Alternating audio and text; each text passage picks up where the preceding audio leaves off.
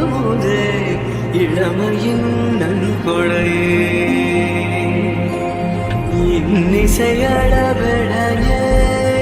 அமுதே இளமையின் நன்கொடையே இருக்கையை விடுத்து இறக்கையும் சேர்த்து இருகையில் சலங்கைகள் ஒலிக்க சந்தங்கள் பிறக்க சதுரிடவாமுதே சதுரிடவாமுதே. అంటే విధియ వారము బుధవారం నాడు అంటే 27వ తారీఖు 3వ మాసం 2024 సంవత్సరం 27/3/2024 అర్ధరాత్రి 1:13 అంటే తెల్లవారుజామున ముహూర్తం ఇది 28 అనగా